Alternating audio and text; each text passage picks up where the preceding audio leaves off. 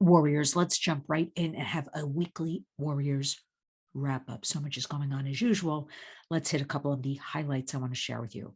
First of all, I want to remind everybody that April is National Sexual Assault Awareness Month. Did you know in the United States that every 68 seconds somebody is assaulted? Did you know that every 9 minutes the victim is a child? So what are we doing about all of this? It's escalating. Everybody should be aware. Everybody should take action. Everybody should educate themselves. Everybody needs to communicate with the kids because the majority of the abusers, about 90 up to 90%, are somebody a child knows. Let's keep all of this in mind. There's a great organization called nomore.org. We'll give you a lot of information and resources and tips. So I would recommend that. We also have a reminder that it is Child Abuse Prevention Month. Now, although I don't like naming months and weeks and days and, when I hear things like, oh, Donut Day and National Pizza Day, it kind of diminishes. But I'll talk about anything that'll bring awareness to any of these subjects about our kids. So let's get back to the Child Abuse Prevention or Awareness Month, however you'd like to call it. This is another subject I don't see really being covered at all in the media. We're being overshadowed with everything else. I've been angry actually in the last couple of days because there's been so much news coverage about Johnny Depp, Amber Heard, all of this stuff. But really, I'm sitting here in New York. I live in New York. Lynn's Warriors is based in New York. There's been a lot of press in the last couple of days about we're building a new stadium in upstate New York. 60% of it will be funded by taxpayers, one of the largest stadiums the NFL will have. You know what? I don't really care about any of that with all of the crime going on, including children being trafficked at our borders.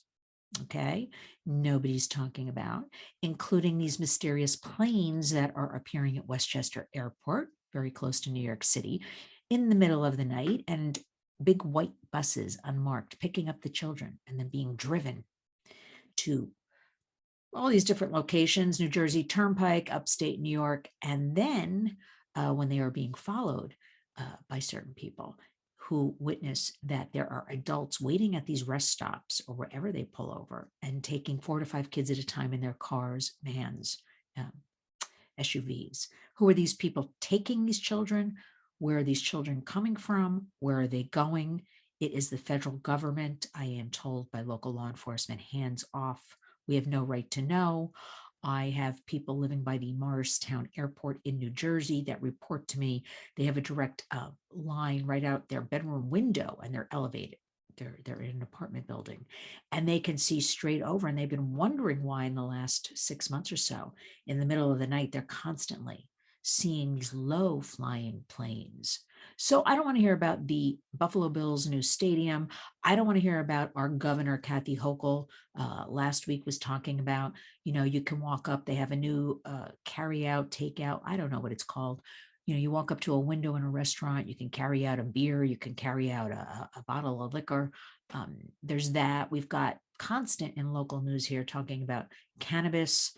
It's going on today in New Jersey. And right behind it is New York. I noticed the other day, last week actually, I was walking through Times Square to a meeting, and there's a new Weed World shop right in the center. So you see, Warriors, the concern and the work has to be done at our home levels, at our community levels, to take care of our children and grandchildren, and all concerned citizens and family members I know can get on board with this. I know you're all like me. I know you all want help with this. I know you want to protect your children. We don't care about all this other nonsense. So let's review a couple of things. Some good news is that it's been reported. And I did hear this a while ago, and then I heard nothing more about it, but I'm hearing it's percolating the last couple of days that Gen Zers, that mysterious group born in the late 90s, early 2000s, are walking away from Instagram and TikTok. Now, this is excellent, excellent news. And it's even better news that I've actually seen it covered online, and I've seen it covered in media. Anytime you can get anything in the media, because remember, our motto at the Warriors If we help one person a day or educate one person a day, that's all we ask for. So they're saying that the kids are finally realizing that it's too much work and stress on their brains to be scrolling through and to be comparing themselves to others on, for instance, TikTok, and keeping up with all of this. And they just can't do it. So they've been gradually, which I've been suggesting lately, walk away. If you walk away for an hour a day, start there, because it's definitely, we have studies that prove this. Go to linswarriors.org, where I list things such as these studies, that it's an addiction. It's an addiction like drugs and alcohol, the internet. The internet is the number one predator to our children. So this is good news that we're hearing. Young people on their own are beginning to become exhausted trying to keep up with their neighbor, trying to get, I was reading the story of one young woman trying to get that perfect shot. She spent so much time every day just trying to get that Instagram shot right. So this is great news. We like this. I also want to talk about, I had a terrific guest on my radio program yesterday, Lynn's Warriors WVOX, based out in New York. WarriorsWVOX.com, WVOX app. You have no excuse. And if you're here in New York, 1460 AM New York. Dr. Ronnie Cohen Sandler. And Dr. Ronnie's been around for a while, good 20 years. Clinical psychologist, best-selling author, speaker, and she gives such practical tips, advice for usually teen girls, mother-daughter relationships, how we can now in the digital age, bond with our girls and make them resilient, because of, just like I was telling you about the Gen Zers, and this one young woman said it was so exhausting comparing herself, trying to get the right shot, reading this book, and it's called, Anything But My Phone, Mom, Raising Daughters to Be Resilient in the Digital Age. And I urge all of you, Dr. Ronnie has a bunch of great books. Stressed Out, all kind of life, Life Sucks, or something like that. I don't know, but they're good books, and it's very practical, easy to read. I like this new book. I like Dr. Ronnie talking about ways we can bond. We've got to bring this creativity. I've been talking a lot in the last few weeks about it. The pendulum has to swing back, and it has to start with us, warriors, into creativity. And again, I will repeat that even if we do 1 hour a day, I know we're all busy and overwhelmed, we start talking about ways to put away the phones, way to get off the computers, just ways to bond, just ways to talk. I believe we're going to be in a very different space a year from now. This is good news. But also, please go to RonnieCohenSandler.com. Excuse me, warriors. It's kind of late when I'm recording this. You'll probably tell by my voice is a little scratchy. Go to RonnieCohenSandler.com and look at her list of books. And they're very affordable. Get her newest book, Anything But My Phone, Mom. Got to make our kids resilient. Got to make them warriors. So there's that. There's some other good news. I don't know if it's good news, but there is a lawsuit against the FBI. 10 women are suing. Remember the Dr. Nasser case with the U.S. Gymnastics women's team? He had been abusing these girls for years. 10 of them are suing him. 13 are suing him for $10 million each. The FBI would not take their story seriously, would not listen to them, brush them off. And this allowed, over the years, this Dr. Larry Nasser to continue molesting and abusing other young women. So I want to see a little, accountability for this one. This is a big one. FBI, what are they doing? Why wouldn't they listen to these young women? What was going on there? So I'll be giving you updates about this lawsuit. We also have another lawsuit with 20 different families suing Meta, Facebook. I like to still call it Facebook, even though they rename themselves Meta, because Zuckerberg and the powers that be want you to think, as we enter into the metaverses, that Facebook, created Meta, META, but frankly, warriors, there's a lot of metaverses, so they didn't create anything. They just renamed themselves Meta slash Facebook. And, Snapchat, going back a couple of years, a 17-year-old boy in Wisconsin, his parents, the basis for the lawsuit, are claiming, and again, we have studies now, warriors, linswarriors.org, that he became so addicted to online, internet, these apps. Remember, kids have 10 to 29 apps on their phones, ages 9 to 17, that he eventually, kind of went berserk and he shot himself. So we've got that family out of Wisconsin, along with 19 other families, suing because they've met similar fates. So things are percolating, things are bubbling up, but I want each and every one of you to be aware of what is going on, to be aware of there is a war on for our children. And I say this so seriously. And by the time the government does anything, this, warriors, because I say it all the time, it's too late. So there's lots of great things you can do. We want to just start. It's very simple. And I don't have a psychologist degree. We want to start talking to the kids.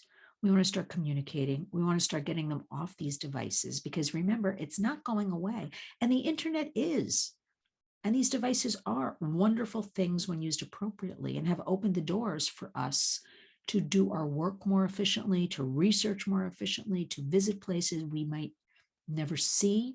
Uh, you know, but again, we want to leverage the internet for good, for what I will always believe in my heart, that the internet was not developed for all of this predation, was not developed for all of this horror, was not developed with our partners, the National Center on Missing and Exploited Children, telling me that the escalation of all of this child predation and all of this abuse is so horrific that they only have the resources and the manpower to deal with the worst cases of ages 0 to 2. Did you hear me, warriors? Ages 0, that is newborn, to 2 years old. So what happens to all the other kids, right? Nobody's looking for them. Nobody is working on this, but we have to. And we have to, because we have to intervene and protect our own children, right? And we have to be on the lookout for our neighbors. I'm big about that. We've got to start getting back to appropriately being on the lookout. Okay. If you see something, say something. And would you know what to do if you did suspect anything? Because most people say, well, I thought, but I didn't want to get involved. If you suspect anything, and write this down, warriors, record it, do what you must. It's very simple.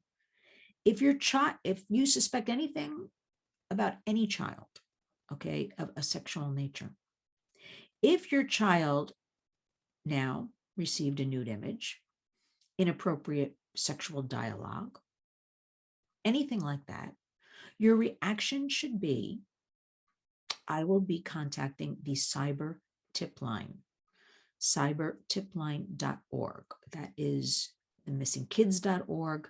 That is the National Center on Missing and Exploited Children in DC. And you will report this and they will take it from there. Okay. There's no need to be embarrassed. We can no longer afford to be embarrassed. We have an influx coming. This Title 42 will be lifted next month. Doesn't even matter because everybody's flowing into this country anyway, but nobody's talking about all these kids on the border. Nothing. We're going to have more. Okay.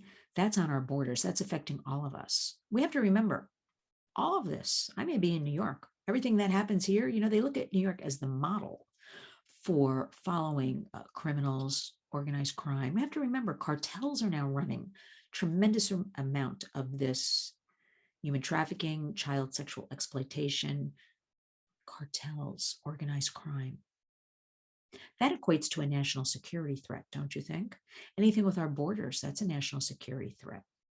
Think about our economy, what this is doing and adding to it for additional law enforcement that we really don't have anyway. The burden to our already overburdened healthcare system in treating children. What's projected for not treating them is in the billions of dollars. And the healthcare system is a mess. We cannot afford any of this, right? So we don't want any new victims. I'm very concerned, and I preach all the time, and I will use the word preach, about our vulnerable kids, because they so easily, I was talking to somebody a couple of days ago, and they very easily access porn on their phones, and they go to school and they share pictures or look at this, and it's become so normalized. It's no longer that, hiding with a Playboy, I don't know, in a closet, behind a bedroom door, whatever. This whole sexualization has become so normalized that the kids are growing up in this bubble of, it's okay to take my clothes off, it's okay to share that with a stranger.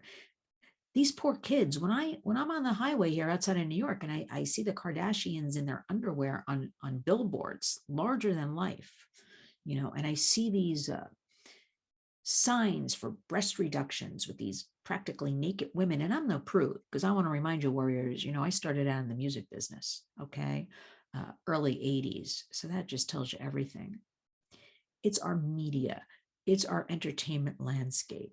We have to know a very simple thing you can do is just start by opening the conversation with your children. You know, what kind of apps do you have? A new one came to my attention that's been around for a while. I didn't even know about it. I'm pretty well schooled in all of this, warriors, called Tabs, Tabs. Look into that one. If your child is on that one, take action. Remember, you probably bought these devices. You are paying for the internet, right? You have every right to start reviewing, talking to the kids, and making them aware that you're watching, right? Because this is out of control. And I don't know, with the next year coming, what's happening, while everybody is immersed in all of this chaos going on around our country, there are no eyeballs on this. The Warriors is on this, and there are good groups and organizations working on new policy, on new legislation. For instance, in New York, we have the Sex Trade Survivors Justice and Equality Act. That might be a mouthful, warriors, but let me tell you, that is a bill to help those prostituted exit the sex trade. That is a bill that will hold pimps, traffickers, brothel owners, illicit spa owners, sex buyers, anybody who causes harm sexually to another person, will hold them responsible. We are fighting tooth and nail for this bill up in Albany. We'll actually be going on May 10th. Group of us. Any of you listening to me have a bus you want to give us? In New York, we need a bus for about 50 people. That's a little sidebar. To promote and talk to legislators, our Sex Trade Survivors Justice and Equality Act, bipartisan. Remember, warriors, these abuses belong to no political party. They are abuses on all of us. Remember, if you do something to one of us, you do it to all of us. That's one thing I like about China, actually, and I don't have much to say about China. That's what they believe. If you do it to one child, you've done it to all of us. And there are very harsh punishments. We don't have that here. I greatly believe in that. Okay. And we will be going there. This bipartisan legislation, this new bill, is sponsored by Senator Liz Kruger. I had her on my radio program last week. And you can find that again. Go to my Twitter, go to my Facebook, linswarriors.org. Look for that. SoundCloud, WVOX.com. Just listen. Listen for the 10 minutes what this bill is all about, okay? Next week, we hope to have on Assembly member who also co-sponsored this, Pamela Hunter, based out of Syracuse, and we'll hear what she has to say.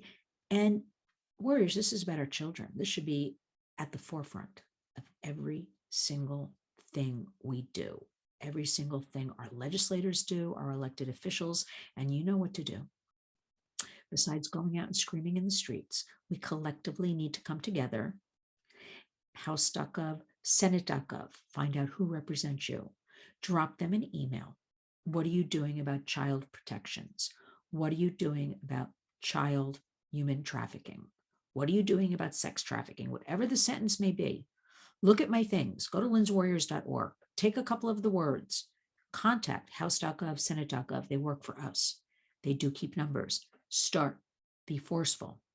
Let them be afraid of us. We are not afraid of them. And you know what, warriors? Let me leave you with a final note. I've given you a little homework. I expect all of you to do it. We will uh, be doing an amazing event. I don't really use that word amazing too often. I just love the work of Lifeway Network. Warriors, the website is lifewaynetwork.org. Lifeway is based here in New York. It is the model for success for human trafficking survivors. Now, let me explain this. 2 safe houses, one in the Bronx, one in Queens, 14 beds, small, indeed, but 100% success rate.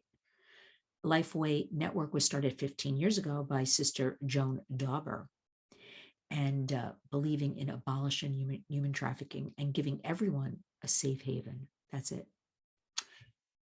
Sister Joan is the founder of Lifeway Network, and it is now being run by the executive director, Marion Kendall, and a dear friend, a great warrior, and a hero. And we are having a live, no Zoom events for us, May 12th here in New York City at the beautiful and historic University Club, 54th and 5th Avenue, where we are coming together celebrating founder Sister Joan Dauber, who's now in her early 80s, Marion Kendall, executive director, Lynn's Warriors council member Tori Corbello, who handles outreach and education, all the great women who work at Lifeway Network, including volunteers that are male and female. It is the model that works. We need to build this model in all communities, replicate it, and get this model all over the United States because it works. Okay. And I'll be speaking.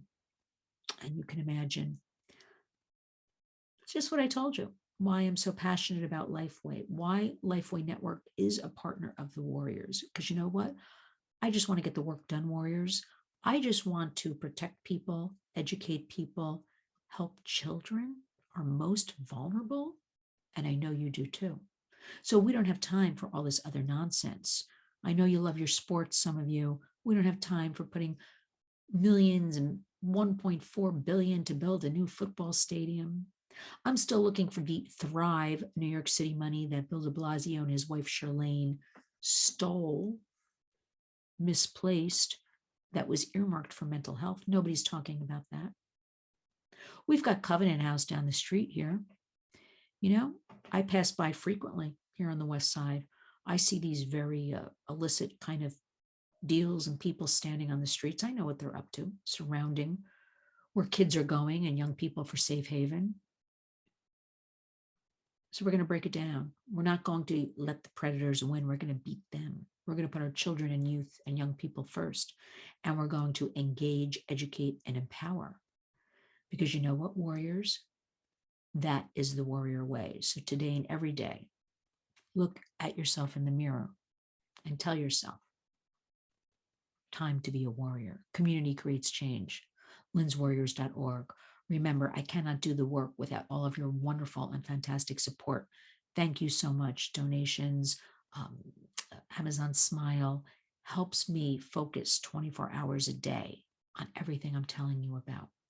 So please consider a donation. And for those who have donated or have recurring donations, I am humbled and honored that you are taking this tremendous ride with me, because you know what? I'm here for you. I represent you. Lynn'sWarriors.org. So remember, today and every day, be a warrior.